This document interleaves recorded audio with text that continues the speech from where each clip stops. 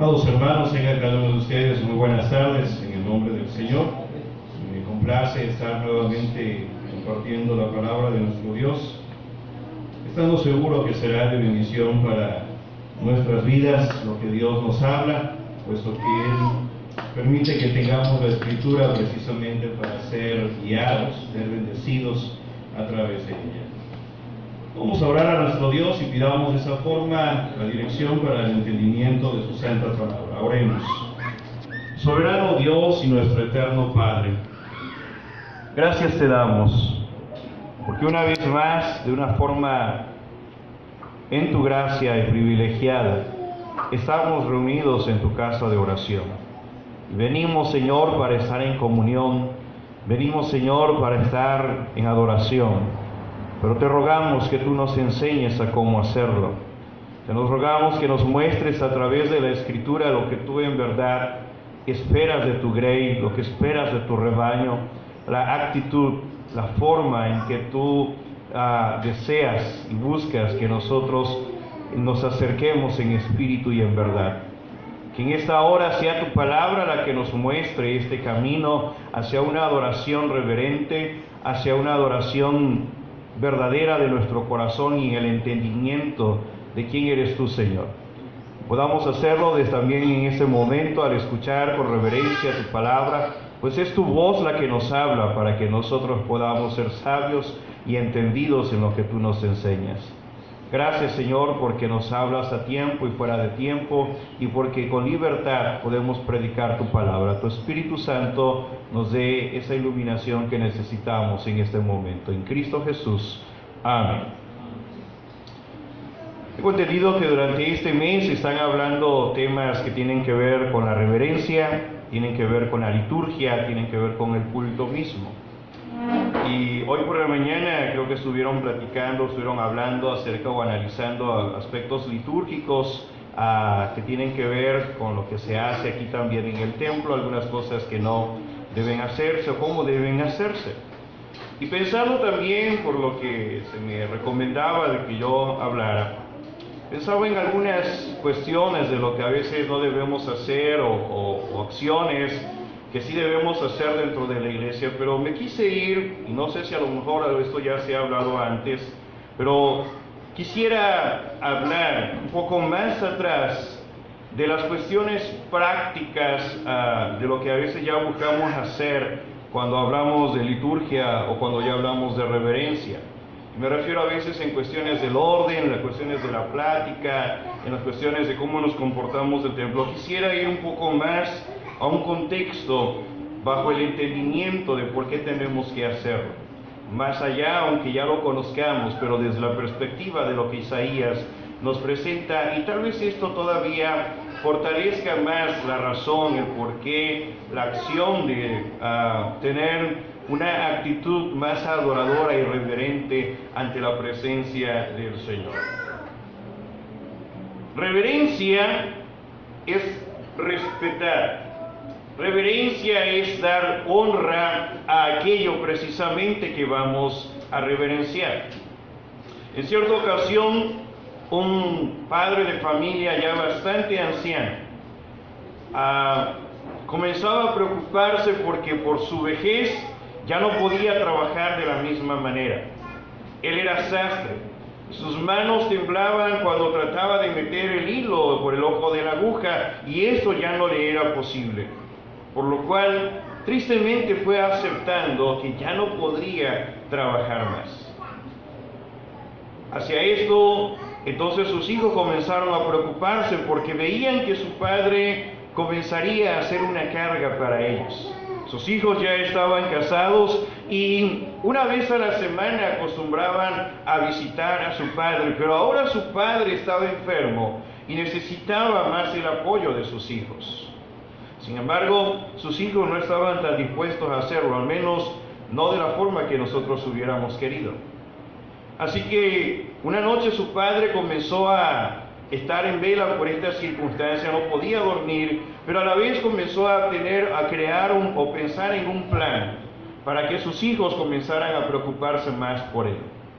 Al día siguiente fue a visitar a su amigo el carpintero y le pidió que hiciera un cofre grande Después de eso visitó a su amigo el cerrajero y le pidió que le pusiera a ese cofre un cerrojo, una cerradura bastante vieja ya. Y finalmente visitó a su amigo el vidriero y le dijo: ¿sabes qué? Regálame todo el vidrio que ya tienes cortado y que no te sirve, quiero llenar ese cofre con vidrio. Así que, llenando el cofre de vidrio, lo llevó hasta su casa y lo puso debajo de la mesa de su casa. Cuando sus hijos fueron a cenar, sintieron que ahí estaba abajo el cofre. Y ellos se preguntaron: ¿y este cofre de qué será? Y no evitando la curiosidad, le preguntaron a su padre: padre, ¿y este cofre que está ahí? Y él dijo: son unas cosillas que he estado ahorrando por muchos años y que están ahí. Trataron de empujarlo con fuerza con su pie y sintieron que era bastante pesado. Uno de ellos lo pateó y sintió un pequeño sonidito ahí que se hizo adentro como parecido a unas monedas. Y dijeron: hay bastante dinero aquí adentro. Así que ellos comenzaron entre ellos mismos a ponerse de acuerdo: ¿y qué tal si cuidamos de este cofre que nuestro padre tiene ahí abajo? Pero para poder hacerlo, ¿por qué no cuidamos a nuestro padre primeramente? Para que así, cuando ya sea el tiempo, tendremos ese tesoro que hay dentro del cofre. Así que comenzaron a cuidar del padre, pero obviamente por la conveniencia de cuidar de aquel cofre y de todo lo que ellos pensaban que había dentro.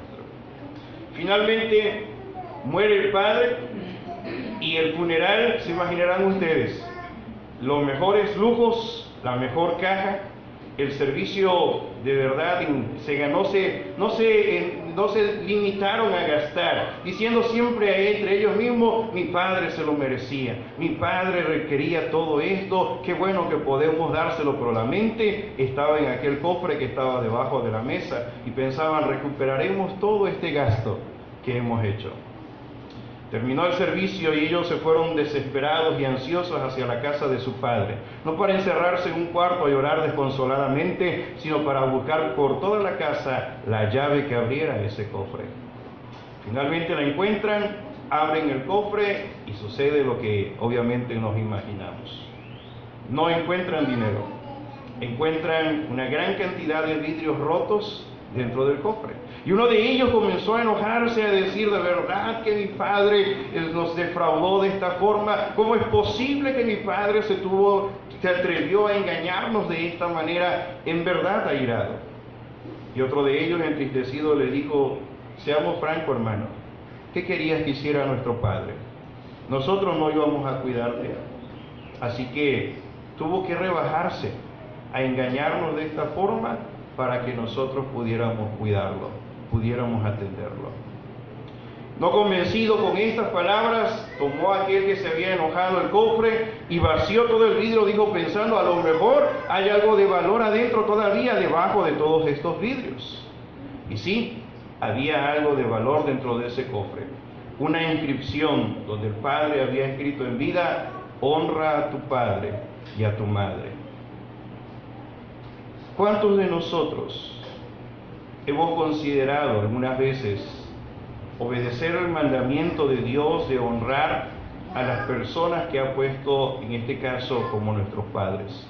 ¿Y cuántos definitivamente no lo hacen? Pero cuando tú piensas en Dios, ¿en qué concepto estás pensando en Dios? ¿Únicamente como Dios o estás también concibiendo a este mismo Dios como tu Padre? Y puesto que es tu Padre, lo concibas o no, si tú eres parte de la familia del reino de Dios, si tú eres parte de su iglesia, Él es tu Padre. Y como tu Padre, Él merece también la honra. Como tu Padre, Él merece que tú también pongas tu atención en Él. Como tu Padre, Él espera que tú le des la reverencia, le des el respeto que merece precisamente por ser nuestro Dios, por ser el Salvador, por ser nuestro Padre, por ser nuestro proveedor, y la lista podría aún aumentarse más y más. Pero tu honra, tu respeto y tu reverencia deben estar siempre impulsados hacia el Señor. A Él debemos darle nuestra reverencia, el respeto necesario, no solamente porque lo pide su palabra, pero si ni siquiera sabes esto, es obvio que no se lo vas a poder dar de la forma que lo está esperando. Tú debes honrarlo porque es su naturaleza el recibir gloria y el recibir honra. Pero obviamente cuando vas a las Escrituras encontrarás múltiples mandamientos que te estarán dando esta misma ordenanza. Adorarás al Señor, deberás darle reverencia a Él y en su casa y en todas partes. Deberás tributar alabanza al Señor, deberás reconocer su grandeza, deberás glorificar su nombre y muchos más. Si ante ti alguien no es merecedor del respeto, es porque no sabes quién es. Cuando tú no indicas hacia alguien respeto o un saludo, alguna cortesía, es porque no conoces a esa persona. A veces en lo más ético lo que hacemos es simplemente saludar con un buenas tardes, un buenos días. Pero si no la conoces, no habrás de brindarle más respeto porque no sabes quién es. No habrás de una manera dignarte a respetarla más allá de lo que cívica o socialmente debemos hacer porque no la conoces.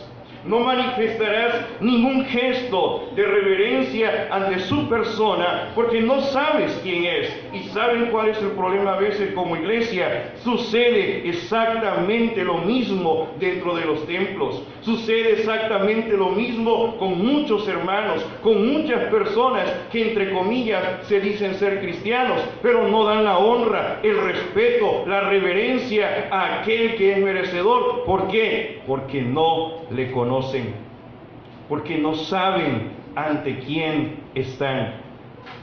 No sabiéndolo, pues entonces tu reacción será tan normal o inclusive hasta menor que ante cualquier otra persona del mundo. Muchos de los congregantes en los templos y de las personas a nuestro alrededor no dan la reverencia oportuna y necesaria a Dios porque no saben quién es en realidad, porque no le conocen. Puede que estés adorando a Dios y a lo mejor no es el mismo Dios de la Biblia. Si no es en la forma que tú deberías hacerlo, si no es en la forma que lo pide en su palabra, si no lo estás haciendo, es porque no has conocido lo que dice su palabra. Y si no has conocido lo que dice su palabra, ¿cómo sabrás entonces quién es Él? Muchos no lo adoran así porque no tienen ni la menor idea de cuál es su carácter, su justicia, su imperio, su poder, su gloria, su altísima santidad, etc. Y por ello la forma de actuar y de ser ante Dios dentro y fuera de su casa, en presencia de la santidad de Yahvé, es tan irrespetuosa y tan irreverente porque no reconocen a este Dios. ¿Conoces a alguien así dentro de la iglesia? Yo conozco a varios. Y no estoy hablando de esta, me refiero en general, que de alguna manera vienen a adorar a Dios, pero no lo hacen como deben de ser. Me incluyo también dentro de eso en ocasiones. Hay momentos en que perdemos de vista la razón de por qué estamos aquí. Hay momentos en que perdemos de vista que ese lugar que tú estás ocupando fue comprado con sangre y que tu gracia te permite acercarte a donde no deberías estar, a donde es imposible humanamente hablando, pero por la sangre de Jesús tienes un camino, tienes un acceso, tienes una oportunidad, y aún así muchos se presentan irrespetuosa e irreverentemente. Así que el problema no es nada más tratar de calmar a los niños, el problema no es nada más silenciar al que esté platicando por allá o apagar el celular. El problema va más a fondo, el problema viene desde nuestro corazón. El problema está sucediendo aquí en nuestro interior. Podemos corregir todo lo demás superficialmente, pero si aquí, en el interior de tu vida, si en tu espíritu no te estás postrando ante el Rey que merece la honra y la gloria, aunque estés haciendo todos los formalismos, cumpliendo todas las normas y todos los rituales, seguirás siendo irreverente ante la presencia del Señor. Tenemos entonces que creo que abrir más el lugar donde nosotros estamos poniendo nuestro análisis de cómo nos estamos presentando ante Dios. Isaías capítulo 6, en unos pocos versículos, nos da un fundamento de cómo nosotros debemos presentarnos ante la presencia y cómo es el ser al que tú vienes a adorar y la majestad tan grande de este Dios. El versículo 1 nos dice: en el año que murió el rey Usías, vi yo al Señor sentado sobre un trono alto y sublime, y sus faldas llenaban el templo. Déjame hablarte entonces, primeramente, del centro de tu reverencia, del centro de tu adoración, del que es el propósito por el que tú vienes aquí. Ante un rey, las personas que conocen de lo que hay que hacer ante ellos, aún en su más baja calidad de conocimiento, entienden que ante la presencia del rey hay que postrarse. Entienden que ante la presencia del rey no debe mirársele a los ojos a menos que él permita que pueda hacerse aquello. No debe hablarse si el mismo rey no te ha dado la oportunidad. Y no vas a venir con cualquier argumento, se debe traer preparado lo que vas a decir, porque es una oportunidad y un privilegio que tendrás y posiblemente no vuelva a suceder aquello. Debes venir de una manera que sea apta y digna para que el rey te pueda recibir. Y estoy hablando de un rey común, estoy hablando de un rey terrenal. Cuando cualquier súbdito buscaba presentarse ante él, lo hacía de la mejor manera. ¿Por qué? Porque de no salir bien ese momento, ese acto, esa relación, ese momento de diálogo, la vida del súbdito también estaba en juego. El rey podría molestarse ante alguna petición o ante algo que no se dijo de una forma correcta y ordenar enseguida su cabeza sobre un plato. Así que era un acto para presentarse con mucho temor, era para presentarse también de una forma preparada y de una forma reverente y de una forma digna. Mira, hermano, si tuvieras que presentarte ante el mismo licenciado Enrique Peña Nieto, o con todas las críticas que hoy conocemos de él y con todo lo que podamos pensar, si tuvieras la oportunidad de hacerlo, no te presentarías como cualquier ocasión o ante cualquier persona. Estarías ante la presencia del mismo presidente de los Estados Unidos mexicanos. Es más, su misma, gabinete o toda la gente que está alrededor no te permitiría acercarte de una forma inadecuada. Buscarían prepararte para ese encuentro que tendrías con el presidente de la nación. Estamos hablando de personas terrenales. Estamos hablando de gente que tiene un gobierno terrenal ilimitado. Y entonces, hermanos, cuando pensamos en Dios, cuando pensamos en el Rey del universo, cuando pensamos en el altísimo, soberano Señor de los mundos, ¿cómo te presentas tú ante el Rey? ¿Cómo te presentas ante aquel que te ha llamado para su gloria y que te ha dado acceso a su presencia con la oportunidad no única, sino de muchas veces de tú venir y estar ante Él en adoración, en comunión, en reverencia? Él mismo te ha dado un lugar en su mesa, y no solo eso, el Rey del universo ha declarado que tú eres su hijo, que tú eres su hija. Y eso no te da entonces el derecho, eso no te da la facultad de creer que porque eres parte de la familia puedes presentarte ante Él como tú quieras, como venga en tu vida, en tu gana, como caiga, a veces decimos, ¿no?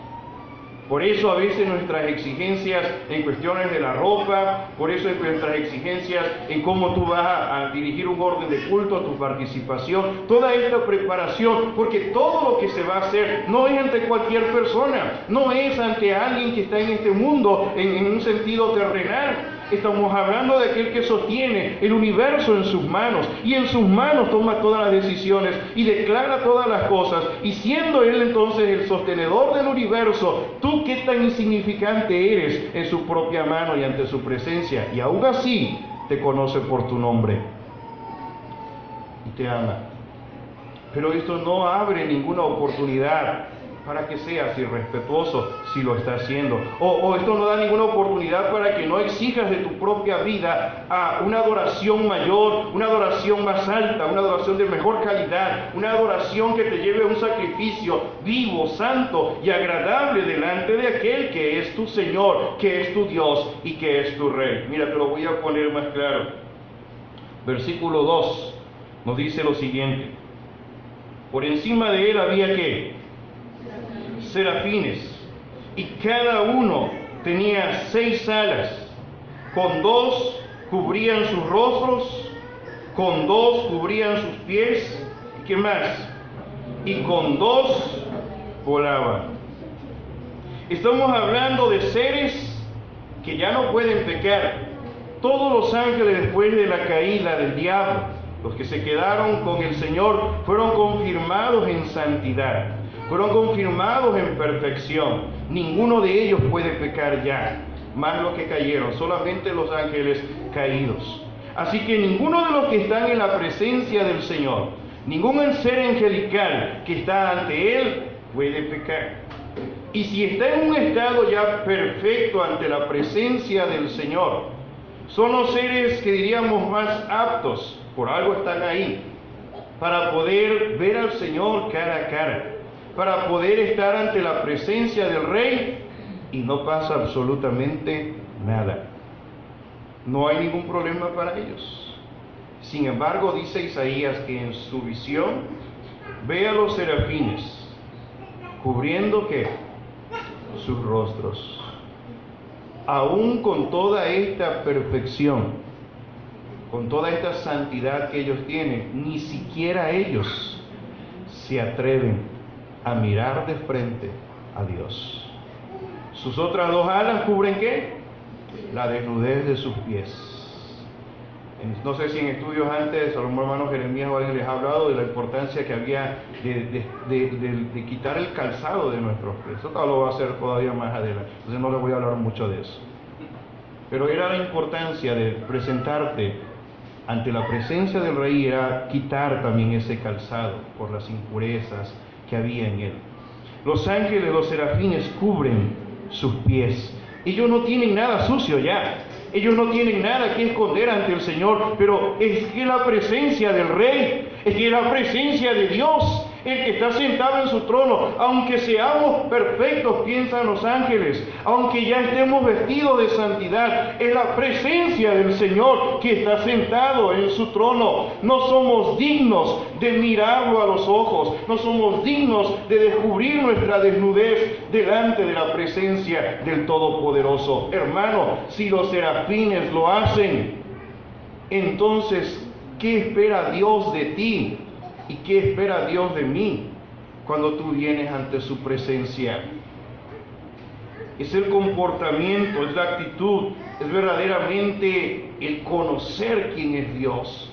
Si tú no lo conoces, si tú no sabes, si tú de verdad no has admirado lo que dice la palabra acerca de Él, es por ello que nos presentamos como queremos ante el Señor y hacemos lo que queremos con el Señor. Y de verdad, como sucedió con los hijos de Aarón, debería caer fuego del cielo, pero hermanos, aquí tendríamos un diluvio dentro del templo si sucediera esto de consumir a los malos adoradores delante de la presencia del Señor.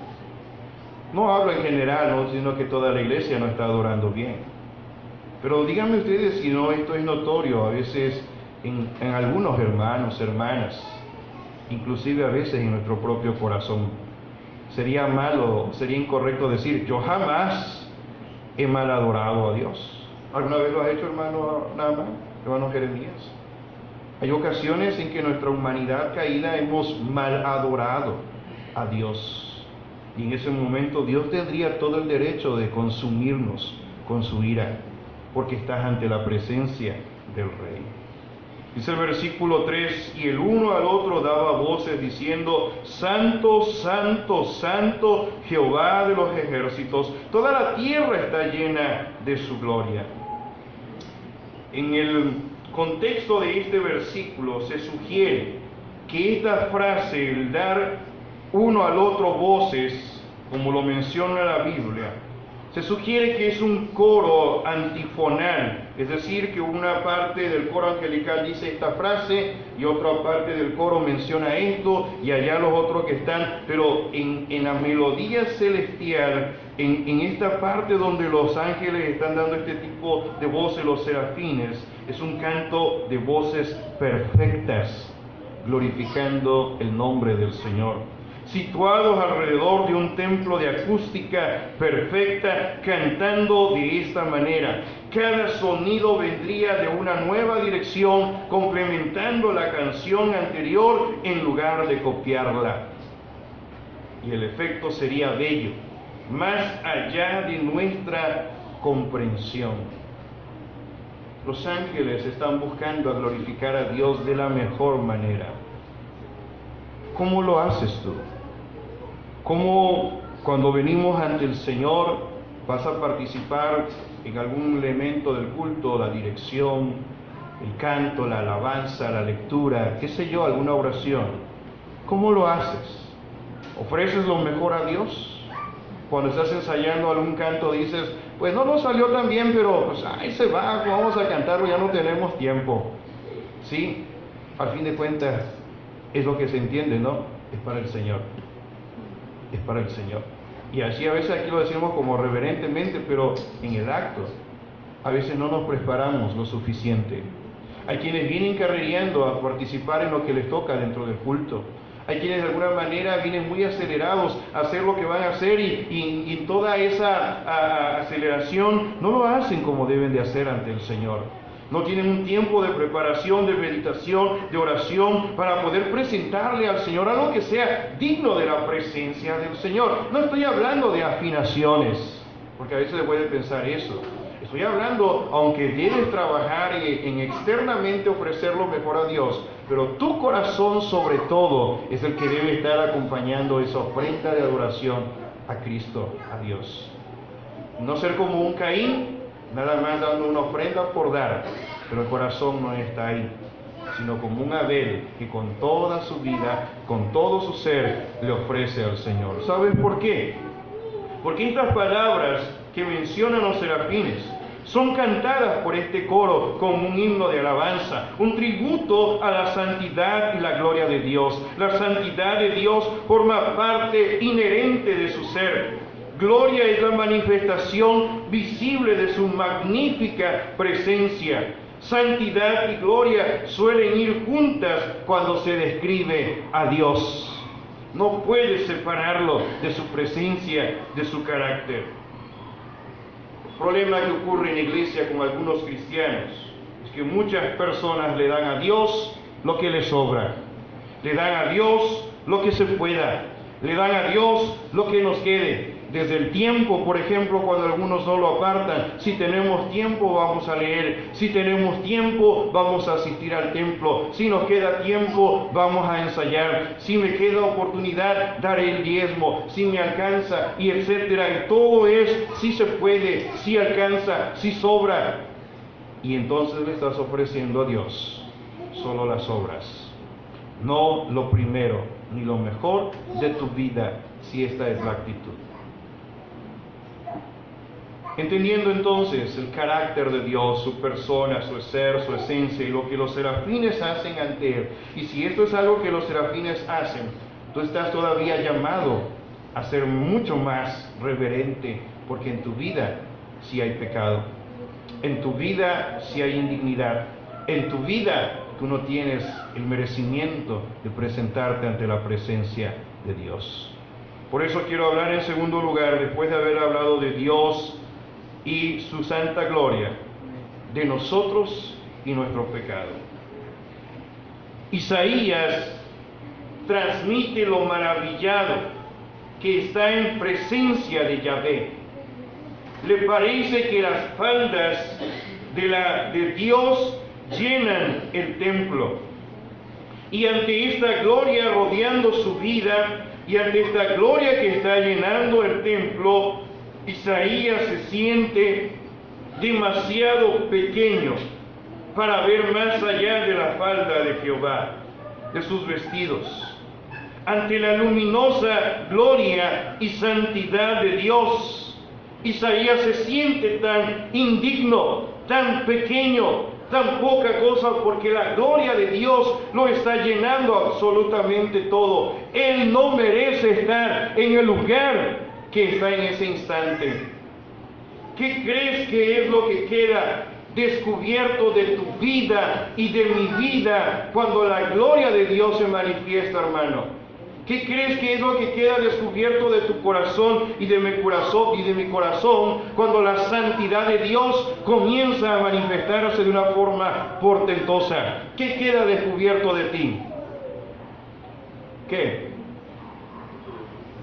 Tu pecado, tu naturaleza, tu corrupción, tu estado degradante delante de la presencia de Dios.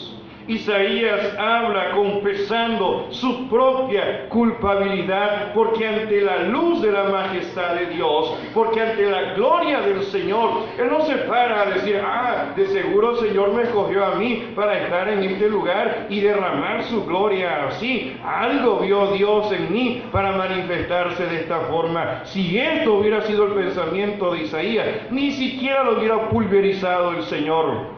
Nada absolutamente de su recuerdo nos quedaría hasta el día de hoy.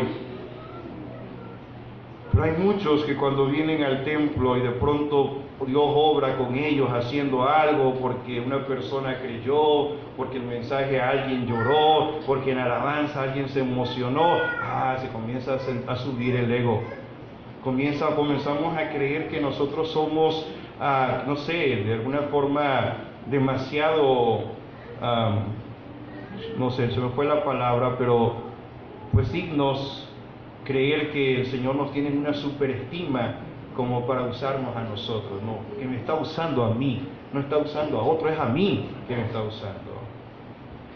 Esto es una actitud totalmente mala, irreverente, porque cuando Dios manifiesta su gloria, cuando Dios comienza a obrar en el corazón de los demás a través de ti, o cuando Dios comienza a obrar a través de cualquier persona y tú comienzas a sentir la gloria, la santidad, la presencia del Señor, hermano, quebranta tu corazón, quebranta tu vida, porque tu pecado está siendo expuesto ante la presencia. Entre más luz hay, más se ve lo que tu corazón tiene, y a Dios no podrás engañarlo. Él conoce bien lo que hay en tu vida, la tentación en la que constantemente caes, la debilidad en la que ciertamente buscas caminar diariamente o constantemente ante su presencia. Es una lámpara verdaderamente intensa que no deja nada en lo oculto de lo que hay en tu vida, la gloria de Dios.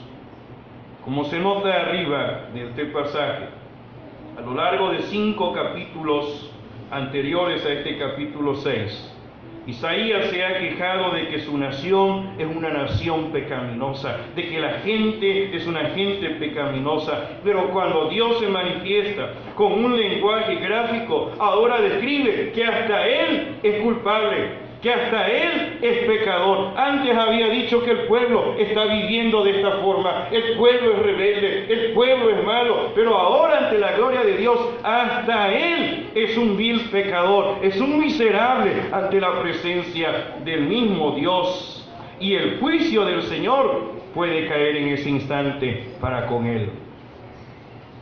Por eso en su presencia del Altísimo está sobrellevado por su propia culpabilidad. En presencia de la santidad de Yahvé, lo asombra su propia falta de santidad. Ve que al igual que los otros ciudadanos de Judá, él también es culpable y que él también merece el mismo juicio. Para tener una idea de cómo se sentía Isaías, hermanos, imagínese cómo se sentiría usted en presencia de uno de los grandes santos de la historia. ¿Cómo te sentirías si estarías frente a Pedro? ¿Cómo te sentirías si estuvieras, no sé, ante el apóstol Pablo? Pronto él viniera aquí al templo a predicarnos. Me sentiría muy pequeño delante de él, la verdad.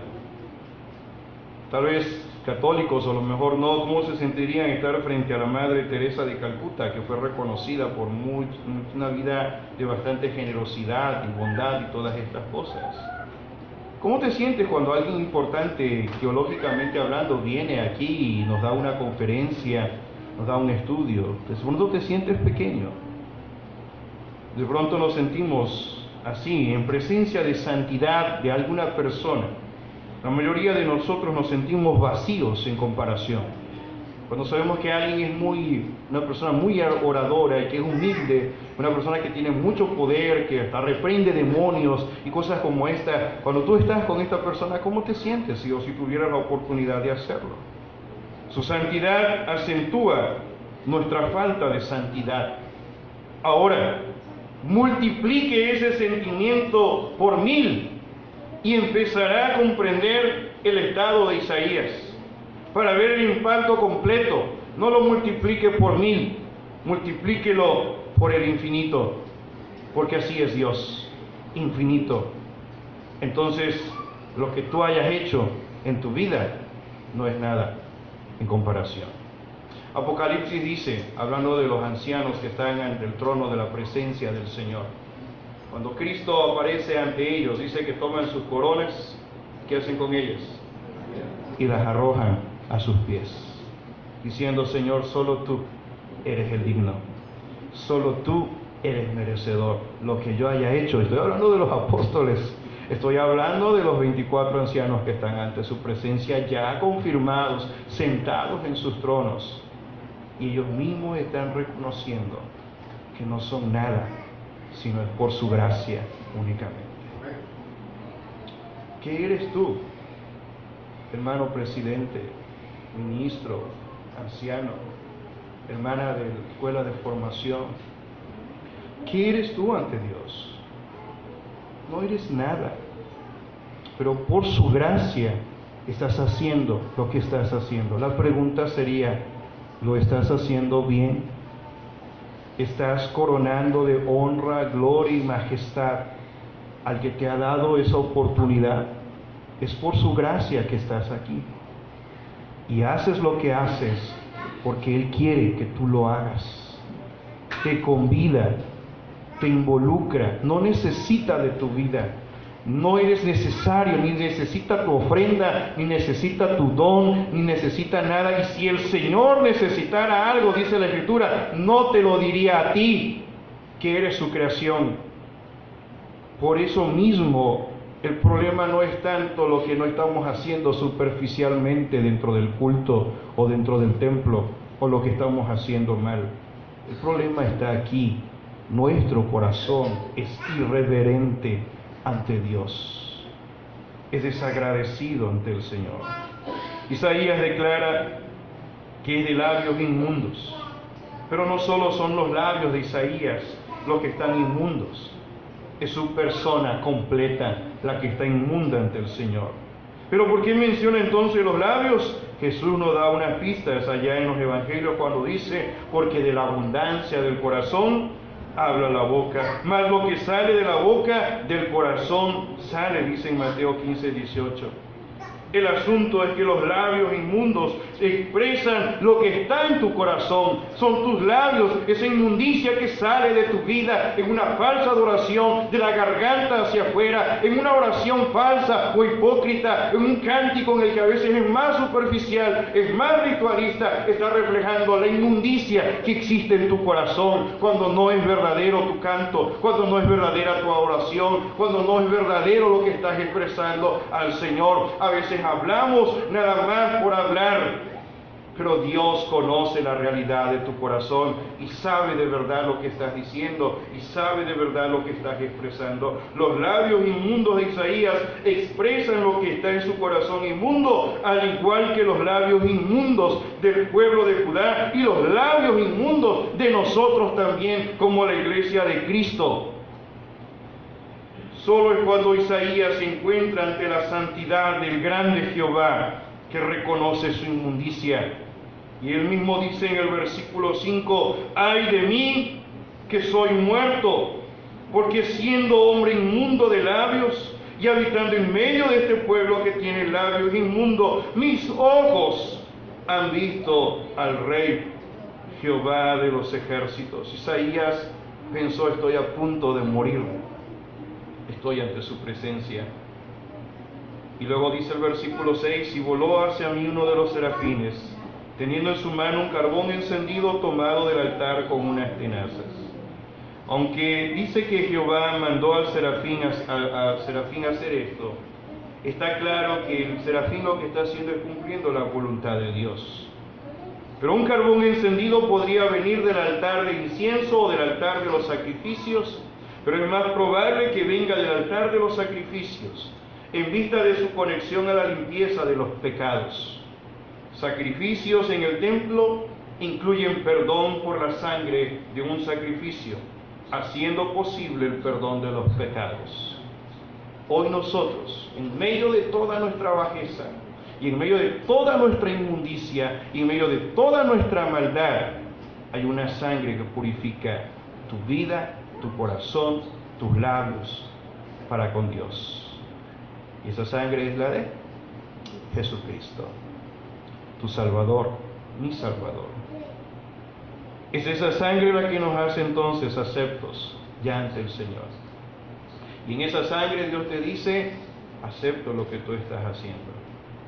Pero eso no implica que lo hagas como quieras, ni lo hagas cuando puedas, ni lo hagas a como te salga, ni a como se dé, sino que demanda de ti la gratitud, la expresión, el reconocimiento de esa sangre valiosa que se derramó en la cruz, gota a gota por horas, hasta que alcanzó el término consumado es. Todo está arreglado para ustedes, para la iglesia del Señor.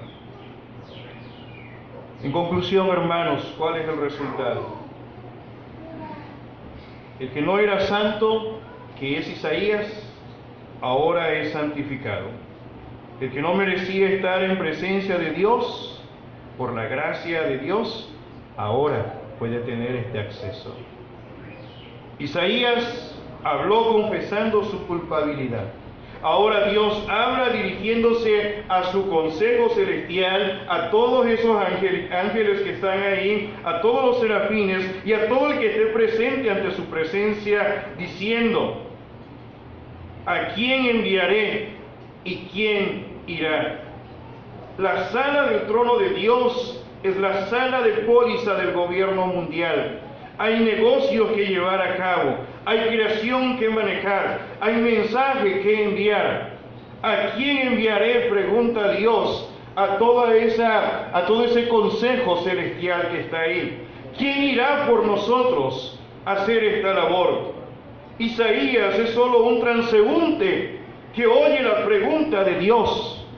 Dios no dice a dónde ha de ir el que va a ser enviado, ni siquiera dice lo que va a hacer al que se va a enviar, ni tampoco le dice a Isaías que se ofrezca. No le hace la pregunta a Isaías, pero Isaías escucha la pregunta de Dios, y en virtud de que hay gracia para con él, y en virtud de que puede estar ante la presencia de Dios y no morir, entonces él dice: heme aquí, envíame a mi Señor. Isaías, sobrellevado por la emoción del momento, por la gratitud de ser limpiado y sobre todo por la gratitud de estar vivo, ofrece ser el enviado de Dios. Aunque no sabe a dónde Jehová lo va a mandar, ni sabe lo que le va a pedir. Es decir, Isaías le escribe a Dios un cheque en blanco, ofreciendo ir a donde sea. Y Señor, haz conmigo lo que tú quieras hacer.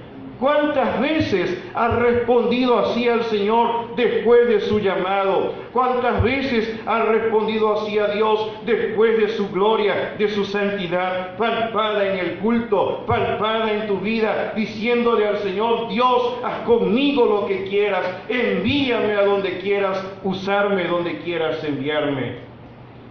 Tal parece que muchas personas se van por esas puertas tan iguales como entran a este templo, sin ninguna respuesta a Dios.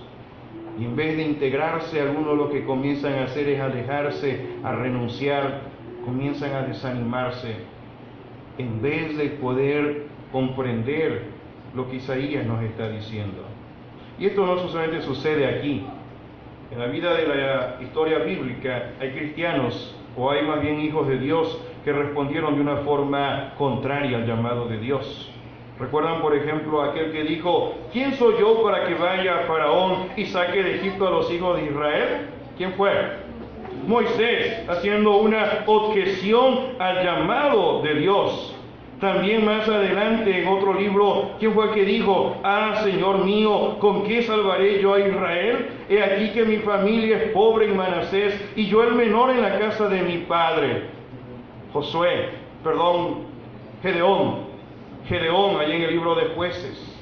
expresando una objeción ante el llamado de Dios. Y finalmente uno también de los profetas: ah, Señor Jehová, he aquí no sé hablar porque soy niño.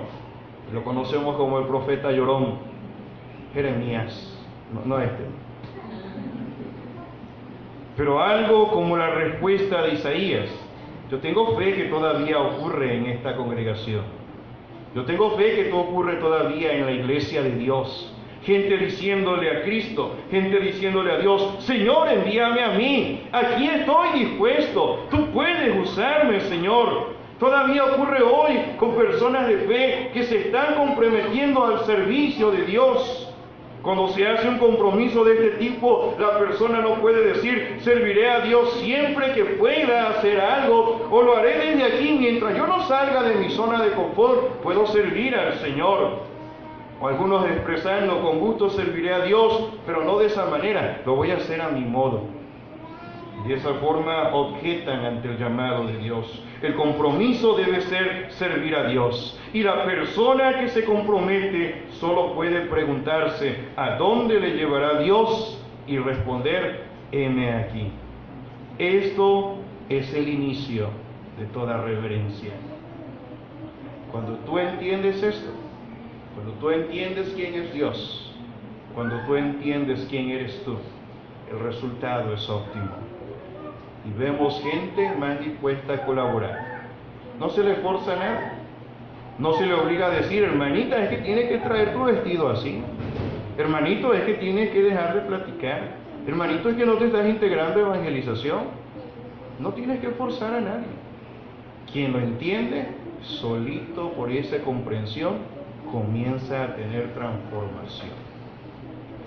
Y sabe cómo entonces se va a presentar al Señor desde el corazón hasta lo externo. Sabe cómo se va a comportar aquí en el templo y enseñará a su descendencia a hacerlo de la misma forma, porque entienden ante la presencia de quien está.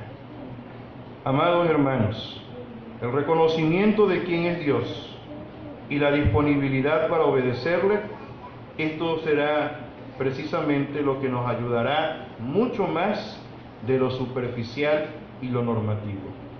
Me refiero a veces a las cosas que establecemos como normas y leyes para el culto. Esto es bueno y tenemos que hacerlo. Tenemos que tener una iglesia en orden. Pero esto no va a funcionar para con Dios si desde aquí no comienzas a trabajar en esta obra. Como diría cuando decía un chiste, ¿no?, de aquel que burlaban a alguien porque siempre andaba poniéndole apodos a los demás. ¿Recuerdan ese chiste, no? Le dieron una golpiza una vez a uno porque le decía tijerita. ¿Saben ese chiste? Y lo golpearon molestos por eso, y aún ahí golpeado en el suelo hacía esto allá: tijerita. Desde su corazón no cambiaba. Así podemos tener hermanos a veces arrodillados, pero en su corazón están de pie. Hermanos que a veces están clamando diciendo a Dios que lo aman, pero sus actos demuestran todo lo contrario. Nos va a ayudar la normatividad, nos va a ayudar los reglamentos que pongan, claro que sí. Pero mucho va a facilitar nuestra reverencia cuando tú reconozcas quién es Dios, reconoce quién eres tú, y entonces acércate de la forma correcta. Nunca lo olvides: por su gracia estás donde estás. Por su gracia eres lo que eres. Por su gracia estás haciendo lo que estás haciendo. Nunca para tu gloria, sino para la gloria suya. Vamos a orar y pidamos a Dios que Él nos ayude cada día a crecer más en este conocimiento de su presencia. Adórale de corazón. Acércate ante Él con una actitud humilde, como un Isaías, que a lo mejor aún no alcanzó a ver la totalidad de la grandeza de Dios, pero en lo poco que alcanzó a ver, se sentía muerto ante la presencia del Señor.